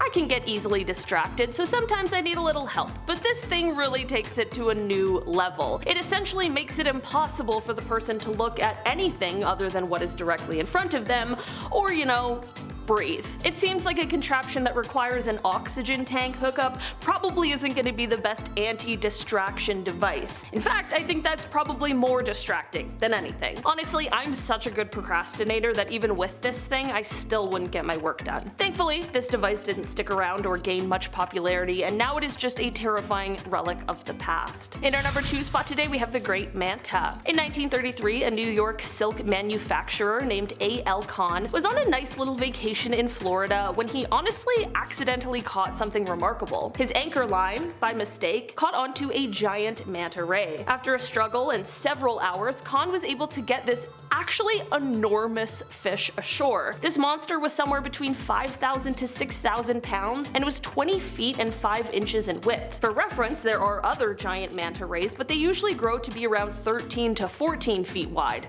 not 20 and a half. This photo is showing a taxidermy version of the fish, which Kahn used to bring around to exhibitions to show off his accidental catch. In an article from December 10th, 1933 of the St. Louis Post-Dispatch's Sunday magazine, Kahn is quoted as saying, "Fishing is a lot of fun when you catch the fish, and sometimes it's fun even when you don't, but when the fish catches you." And finally, in our number 1 spot today, we have the advertisement. This is a photo that comes to us from the time of World War II, and it shows a very terrifying kind of ad. The sign reads, "These men didn't take their Atabrine," and at first I had absolutely no idea what that was. Turns out that Atabrine was actually the first synthetic form of a drug which was used by the US military to fight malaria in the South Pacific during the war. It is estimated that as many as 2/3 of the troops fell ill with malaria. This sign is said to have been posted outside of a military hospital in New Guinea and was meant to serve as a warning for those who didn't take the medicine, warning that the skulls on top would be the fate that awaited them. Perhaps a little dark, but creative and likely effective nonetheless. At the very least, the ad is definitely quite clear. To start us off, it doesn't matter if I'm dead or alive, you should invite me. Number 10 is skeletal dinner guest. For my people who hate to feel discluded, you'd probably love the members of the Postmortem Club. All members were present when they held their annual breakfast meeting, including club president J.M. McAdoo, who had died the previous year. You'll see in the photo presiding president Oakley Smith, club members, and the skeleton of Mr. McAdoo gathered together for breakfast with the skeleton at the head of the table. One of the rules of the club is that each member will will his or her skeleton to it for attendance to the club despite death. They even gave him a cigarette, as you can see, because smoking can't kill you if you're a skeleton. Number 9 is human depravity at its finest, the Stanford Prison Experiment. University professor Philip Zimbardo's execution of a power imbalance study in a prison ended disastrously. The Stanford Prison Experiment commenced on August 14th of 1971 with student volunteer groups comprising of 11 guards and 10 prisoners to see how they would behave on their own inside of a fabricated prison. The goal was to assess how quickly and intensely even educated or normal people can turn into cruel or sadistic ones under the right conditions, and man was it fast. 6 days in, Philip had to call off the experiment as guards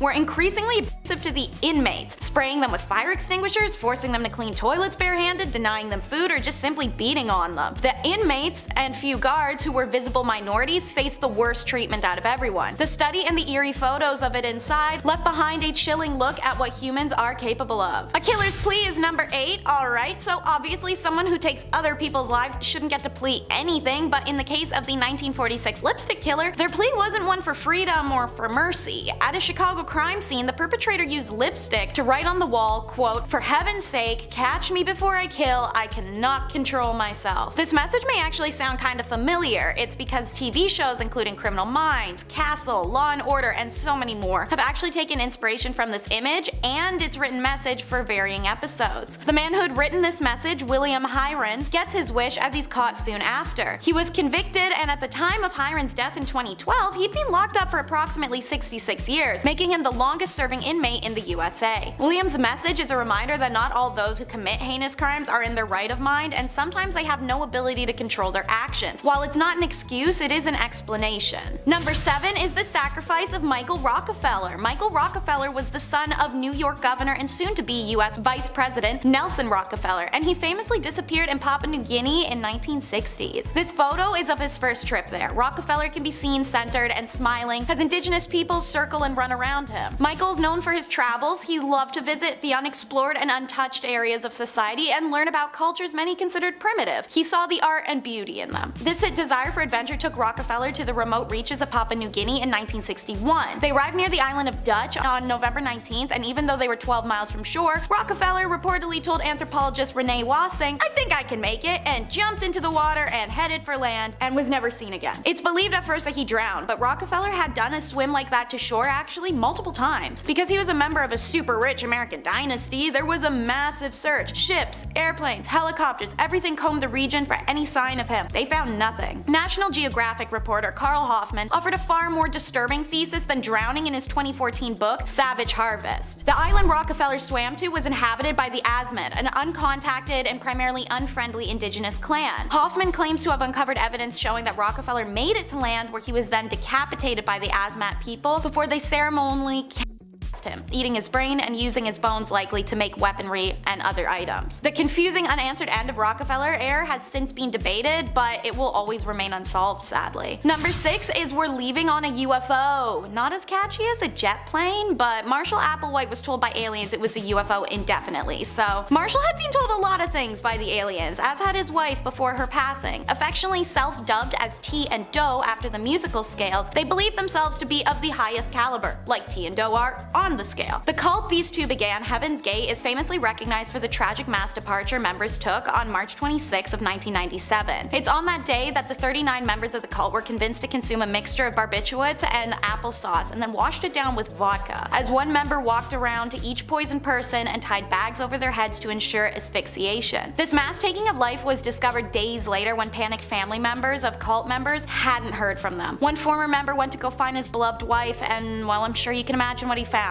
What was confusing for many was to find the group covered in purple shrouds with their feet sticking out. They wore Nike sneakers with the classic white swoop. They believed these wings were going to carry them to the heavens. Countless photos were taken by FBI and police, most of which have been leaked to public by now and depict this very scene that I'm describing. Confusing and devastating, this loss was in international news and a reminder to always be aware of your own susceptibility to influence. Number 5 is the frozen man of Mount Everest. And yeah, I get it. We all know that there's tons of frozen bodies along Mount Everest, but that's not what I'm actually talking about this time. The photo you'll see is of mountain climber Beck Weathers, who in May of 1996 attempted to complete the final leg of the ascent on Everest. Despite how short the distance was, the journey caught up to Beck, and he came down with a case of snow blindness during an intense blizzard that had a wind chill of 100 degrees below zero, and he fell into a hypothermic coma. Initially, I thought I was in a dream, Weathers later recalled. Then I saw how badly frozen my right hand was, and that helped bring me around to reality. Beck was left for dead, first by his exhibition, and then the second time by a rescue crew doctor who believed him beyond saving. So it's only by miracle that Beck manages to break a hypothermic coma, turn around, and walk back to base camp. When he reaches camp, Beck is airlifted immediately as frostbite set in on his nose and hands, both of which are later amputated. This moment is caught in photograph and shows the frozen hand, and Beck visibly unconscious, being carried in a red sleeping bag. This ascent to Everest is remembered as the 1996 Mount Everest disaster and is famously covered in John Krakauer's book Thin Air and its 1997 adaptation, as well as films Everest and Everest 2015. So, by the way, they prematurely told Beck's wife and family he had passed away. Can you imagine that emotional roller coaster? Number 4 is the Maori trophy heads. The native Maori of New Zealand had a cultural practice of preserving severed heads of enemies for trophy and warning purposes. They are called mokomokai, and these heads were processed by first, of course, getting chopped off, but then boiled, smoked, and sun-dried. The Maori would then coat them in shark oil to prevent cracking and peeling before mounting them. When British colonizers invaded the land during the 1840s, the Maori heads were one of the famously pillaged artifacts and treasures of the colonial era. Major General Horatio Gordon Robley was in service for the British Army when they were invading and pillaging New Zealand in the 1960s. He was particularly enthralled by the Maori heads, and the absolute piece of you-know-what actually stole 35 of them for his own collection. You can see him in this photo, sitting at the base of a wall with Maori heads mounted upon him. Naturally, like most of what was stolen by British colonialists for the crown stolen or for themselves, these items were never returned to their rightful peoples and instead earned profit in British museums or collect dust in storerooms. Since the 1970s, New Zealand has had a strong record of requesting those remains back from overseas. The first major international reparation of a toy moko happened in 1985, and in 2003, New Zealand created its first government-funded international reparations program. It's now seen the return of 800 Maori and Moriori remains. Number 3 is the Ruhr cannibal demonstration, an image caught by police officers as the Ruhr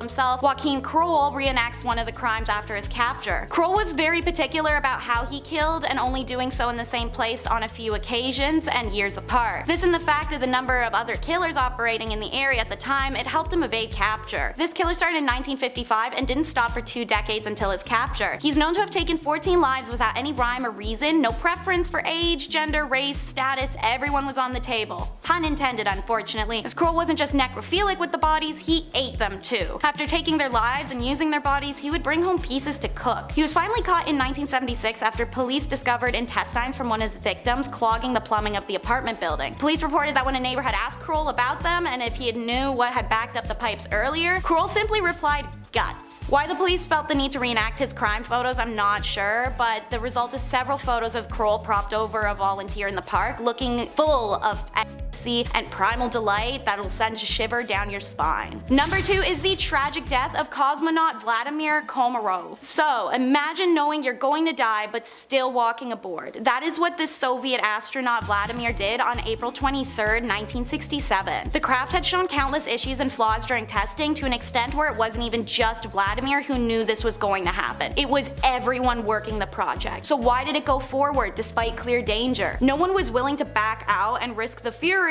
or disappointment of the Soviet high command. So Vladimir could have backed out himself, but it would have doomed the next astronaut to be put on the project, who happened to be his close friend, Yuri Gagarin. So he was assigned to the mission, and he decided he would do it and spare anyone else. Upon re-entry to Earth, the tragedy happens. The craft's parachute fails, and the Soyuz craft hurtled to Earth at unthinkable speeds, burning Vladimir alive inside. Photos of the craft were taken after its impact, showing a horrific scene of melted plastics, metal, and char. He became the first human to ever die in spaceflight, and Vladimir himself was so confident this would be the case that he asked for an open casket funeral that'd force his superiors to see what they'd done to him. And so the second famous photo of this incident is taken, Vladimir's superiors standing over the mangled bunch of melted and charred human bones with nauseated horror in their gaze. And so, in at number 1 is what's considered the creepiest photo ever taken by the internet, Broken Blanche Monnier. This is a real-life horror story. Blanche is born in 1849 and starts life living lavishly and beloved in her prominent French family home, ingrained with ideas of Prince Charming and happily ever afters. She remains unmarried into her 20s, however, and searches desperately for her true love so she may move away from her domineering mother. It's in 1874 that her wish is granted, and she meets an older man of status and intends to marry him. But Mama disagrees, and she's not feeling he's suitable and she needs someone else. Blanche is furious. He can support her, he's high class, a lawyer, that's everything her mother demanded she finds, and she finally found it. Blanche finally put her foot down against her mother, and her mother makes her regret it for decades to come. Blanche is locked away in the attic closet. There are no windows and only a hay mattress. Once a day, her mother would cram dinner scraps under the doorway for her to eat. Blanche's mother reminds her every day that if she gives up on her betrothed, she would free Blanche. Blanche refuses every time, even after her fiance, unbeknownst to her, passes away in 1885 while she's still imprisoned. It wouldn't have mattered, however. The public had been told by her mother that Blanche had been dead since she locked her away in 1874, so everyone just thought that was the case. Blanche, meanwhile, survived 16 years in this closet until an anonymous note to police by a maid forces authorities to search the home. They find Blanche, now middle-aged, malnourished, covered in sores and fecal matter, surrounded by vermin and rot. This moment is caught on film by police. You'll see Blanche sitting on her bed, an excited yet lost expression on her face. Her mother and brother were both charged, and her mother very quickly and deservedly dies in prison, while her brother manages to appeal and escape justice. Blanche is left a shell of a person from 16 years of solitary and dark confinement. She spent the rest of her life in a psychiatric care at one of the state's best hospitals, the sole heir to her mother's precious fortune and status. First up is Captured in a Card. Alrighty, so you see this basketball card here. So centered, we've got Mark Jackson back in '89 playing a Knicks game, but over here in the far left background, we have familiar faces of Lyle and Eric Mendez. Mendez. In 1990, the Mark Jackson NBA Hoops card went into circulation, a year after the two Mendez brothers depicted in the background killed their parents for life insurance in August of 1989. The brothers claimed a massive payout that allowed them to live a luxurious lifestyle, spending money on expensive watches, clothes, and cars. Among the items that they bought were tickets to a basketball game at Madison Square Garden, where they would eventually be immortalized on an NBA card. To make it a little creepier, logistically, this moment captured would have been between when they killed their parents and when they were arrested. Speaking of sports, there's such a thing as the wrong time to cheer, which is our next photo. See, this is Mike Hawthorne and Ivor Bueb celebrating with champagne after winning the 24H Le Mans. Look at the revelry and the glory between these men. Those around them have a completely different vibe, however. We've got an arrangement of meme expressions going on here. Homeboy in the back holding the book is giving a hell of a judgmental side eye, and we have a signature auntie are you serious expression going on. See, while these men are ecstatically celebrating their win, what isn't captured in this photo was that the raceway was covered in ambulances and fire trucks. Hawthorne had driven an opponent off the track and the resulting accident killed 84 people, most of which were spectators. Videos of this event on YouTube are kinda insane to watch, not even because of the crash or the arrogance of the winners, but the announcer is so painfully cheery it's out of place, using an old timely projection system to shout, "Oh, women and children are dying, whole families are wiped out, but most of the finishing cars were British, a fine achievement in this abhorrent tragedy." It feels like a fever dream. Mountain climb to heaven is next, because if you climb Mount Everest, let's be realistic, all you're doing is making your inevitable trip to heaven a little shorter of a distance upwards, giving yourself and the creator a little shortcut, you know? Alright, so this photo has the same visual quality as some loosely scattered cat litter, but I'm sure you can make out that we've got these silly little tents here. Man, look how far tents have come.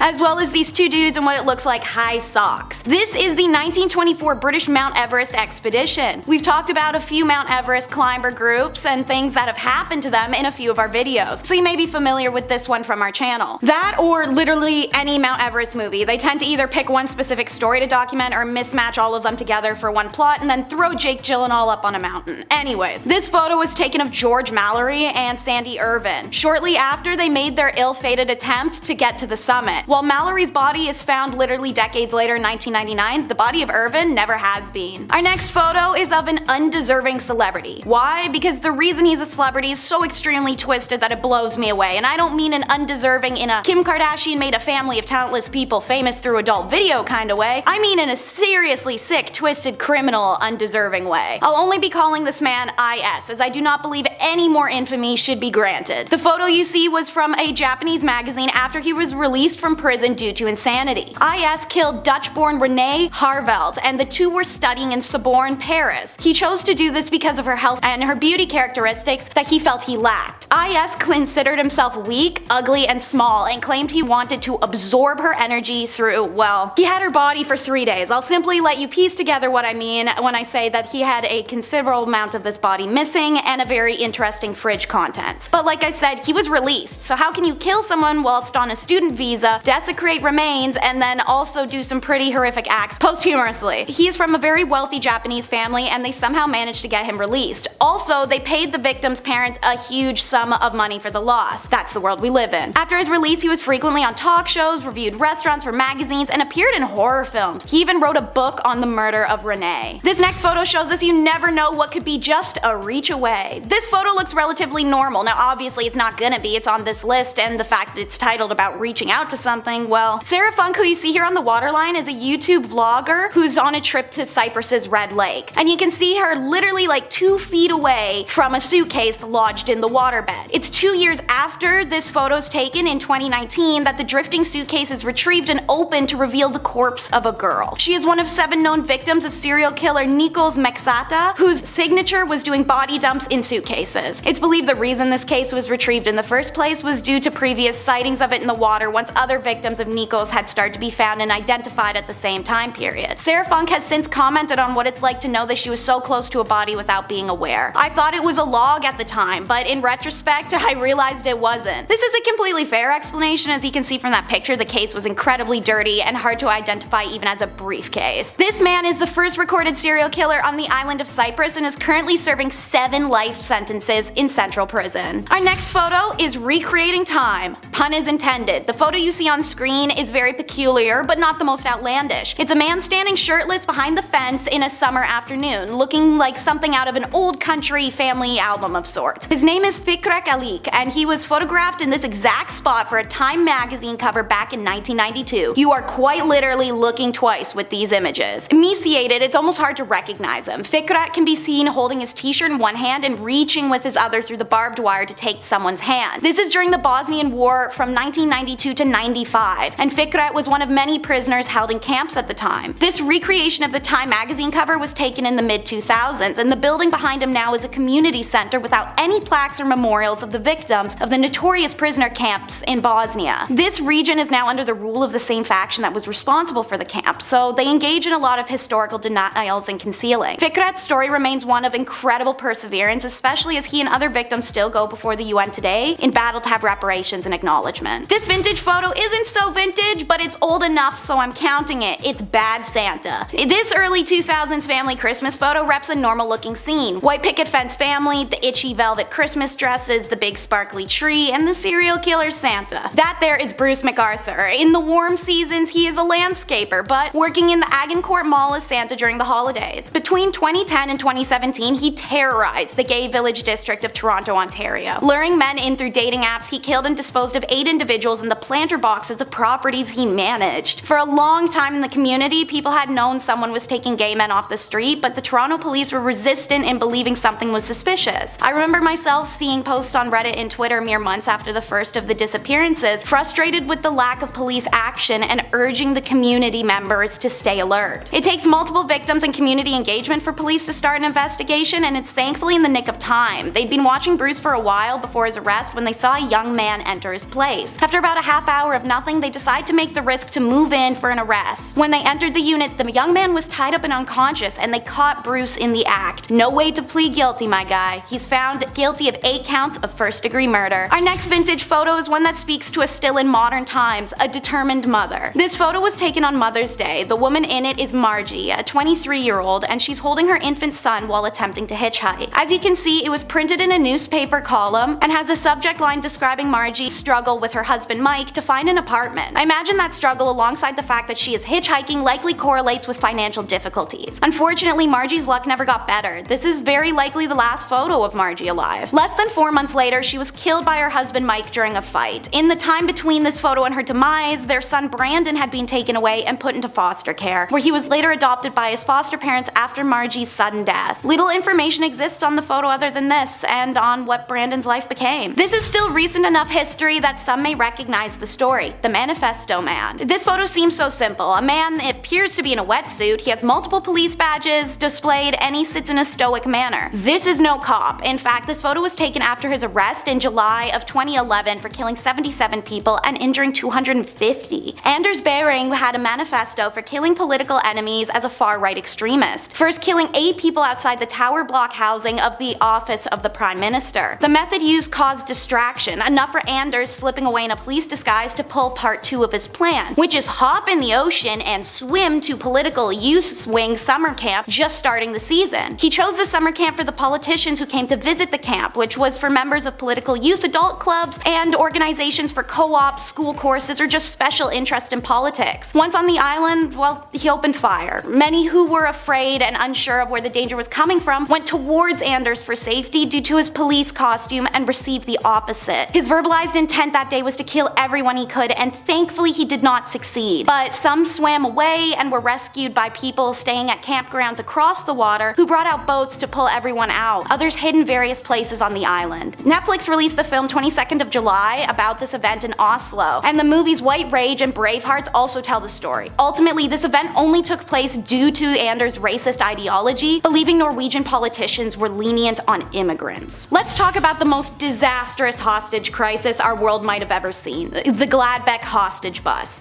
The 1988 crisis in Gladbeck, Germany was the kind of disaster you don't see often. In this photo, you'll see a robber left and a hostage right, taken on the last day of the situation. Day 1, 2 dudes rob a bank and take some hostages. They demand a getaway car and took 2 hostages and then stopped for one of the robber's sisters casually on the way, as reporters follow. Day 2, the same robbers hijack a bus with 32 passengers. Whilst holding out in the bus, they allow reporters some entry to interview them. One robber even came outside the bus for an interview like an MTV Cribs situation but with hostages. The robbers state that their stance is that they don't care what happens because they'd simply take their own lives anyway if it all went wrong. Obviously this is a sign for police to maybe, I don't know, handle with a lot of caution. And like tossing stones at glass houses, caution was non-existent. When the robbers take off in the bus, once again followed by police and reporters just doing nothing, the robber's sister is arrested by police at the first gas station they stop at. Her arrest causes the robbers to lash out and kill a hostage, so the police release her and go back to doing nothing. After this, the road trip crosses jurisdictions into Netherlands. The Dutch police are now involved, and they demand the release of any young hostages on board with the promise of a BMW in return. The robbers took 2 hostages with them in the BMW and drove back to Germany. Later on, they were surrounded by a lot of media reporters who took a lot of pictures of the scene, which can be found in Google. That is where our photo of the hostage and the robber was taken. Finally, the German police, after days of this, make a move that isn't just following the robbers like a lost puppy. They rammed the hostage car, causing a crash. One of the hostages flees off the highway as police and robbers engage their firearms. The woman in our photo, Silke Bischoff, is sadly caught in the crossfire. The driving robber said later in an interview that the bullets came from a policeman, but the German police denies that and says that the bullets came from the robbers and hit the hostage. No matter what, the one thing I can say about this whole story is what the f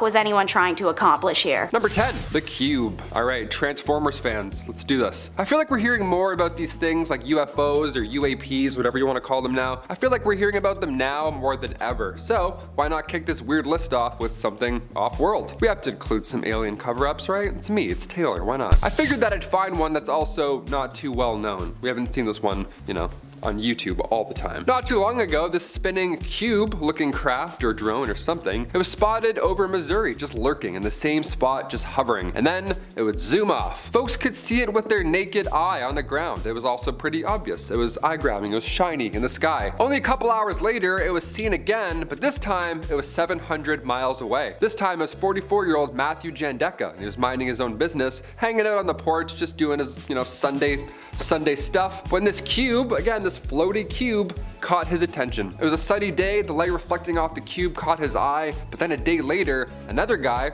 30-year-old Justin Johnson, he saw the same thing, but this time he saw it while he was driving home, which is also pretty distracting. The light and the reflections also caught his eye. He says, "At first I thought maybe it was a balloon, but the movements were too odd." In a world full of deepfakes, I mean, do we believe this account? Is this real? Lately everyone's talking about how these UFOs are spheres, so maybe this video is that of a sphere, not a cube. That's cool. I love teaching geometric shapes via alien aircraft. I'm like, this is a triangle. We saw this one in the Navy, then we saw this cube in the sky. Number 9, Amityville photo. Okay, we'll go less UFOs, more ghosts. One M. Night Shyamalan theme to the other. Here we go. This photo was taken inside the actual Amityville house back in 1976. It's a young man, it appears, with glowing white eyes. How comforting is that? Pretty hard to miss there. He's got the glowing.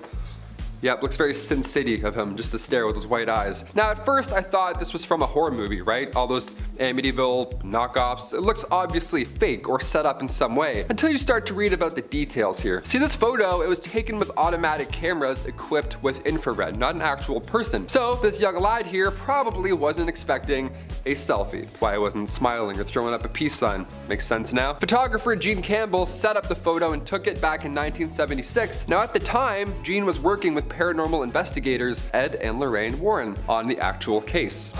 I'm scared now. This photo was revealed 3 years after it was taken on the Merv Griffin show, and many believe this is the ghost of John DeFeo, one of the victims in 1974. Now, you can't really do this anymore, right? You can't whip out photos from a otherwise crime scene and be like, okay gang, what do we think? Spirit or not a spirit?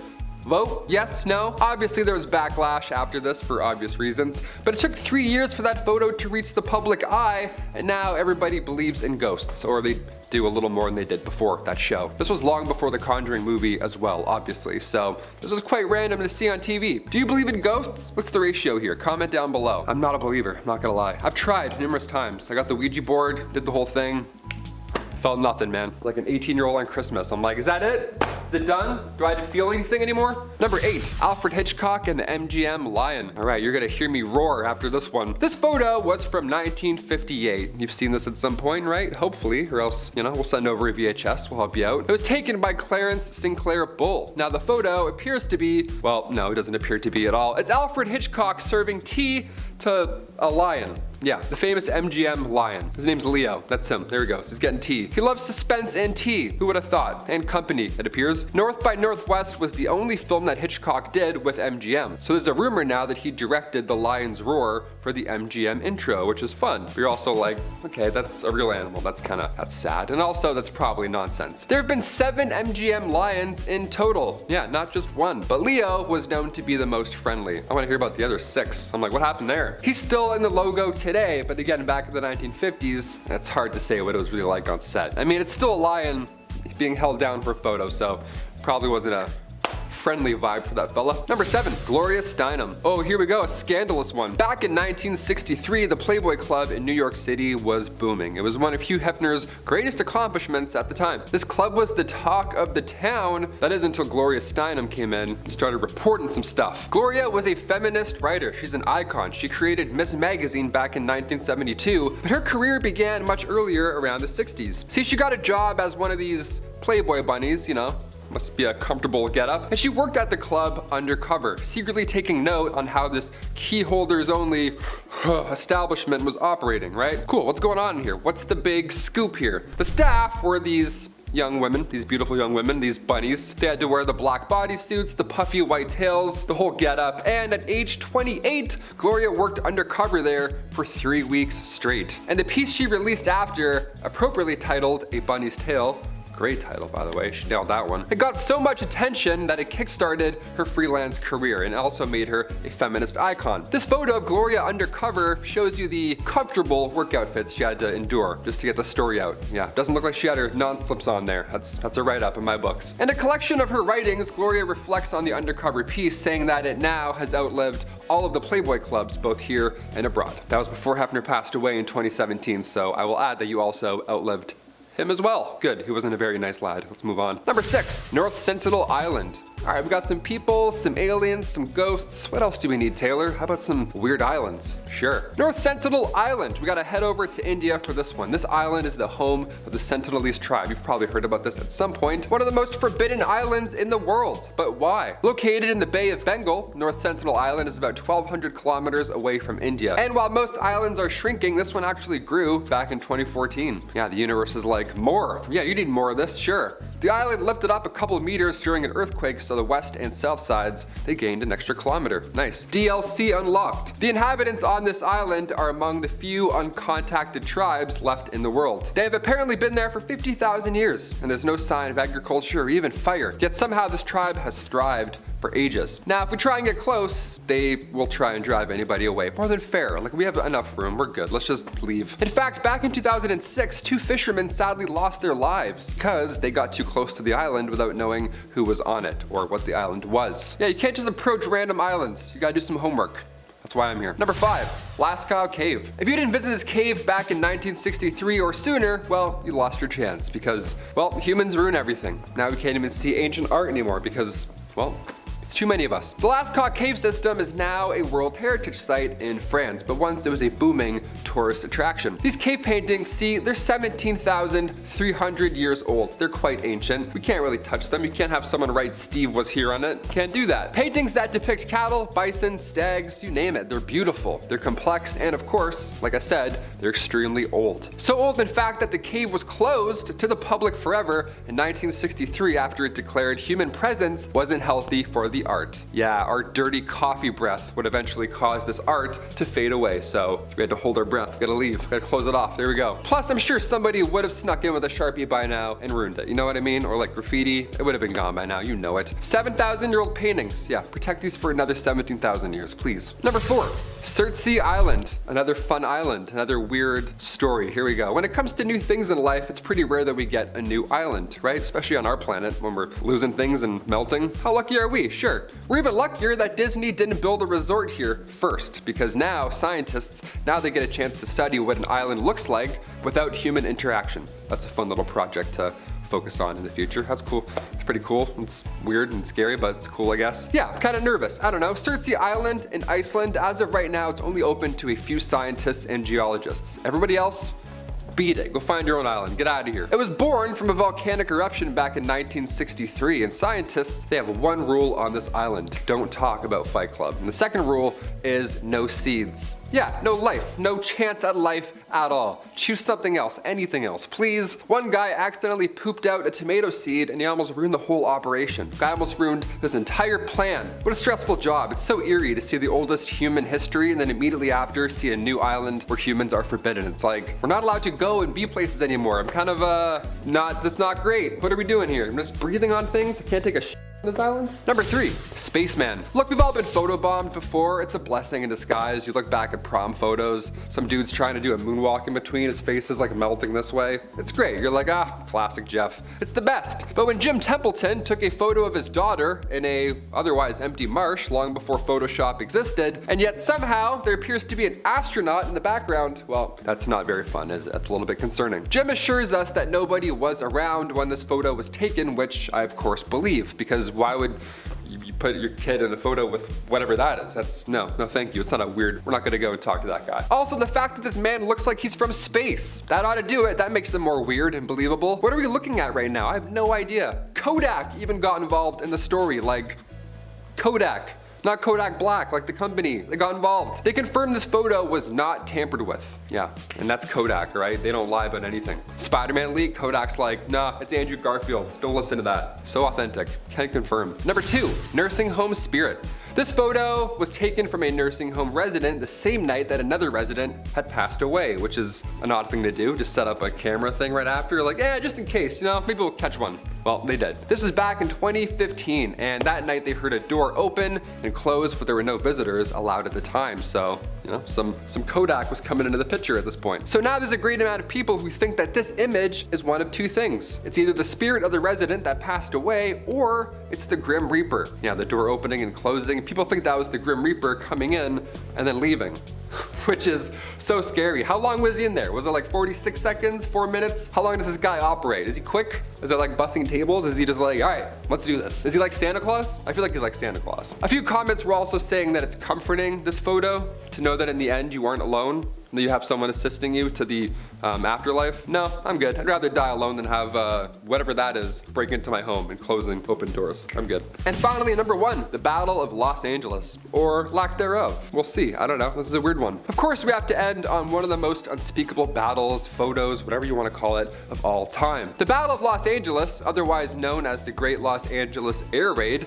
happened during World War II, right at the end of February 1942. Now, this event, first of all, took place only a few months after the Pearl Harbor attack, so I'll admit everyone's a little on edge. We're a little stressed out, we've got some hands hovering over some buttons, we're a little nervous. Sure, something like 25 enemy aircraft was apparently spotted flying over Los Angeles in the late hours of February 24th. So air raids then went off, blackouts were put in effect. This was not a drill, right? Or was it? What was this? This thing was getting lit up in the sky. Around 1,400 shells were blasted off and 2 people had a heart attack. That's how loud it was. In total, 5 people ended up dying from this retaliation, and apparently it was a false alarm.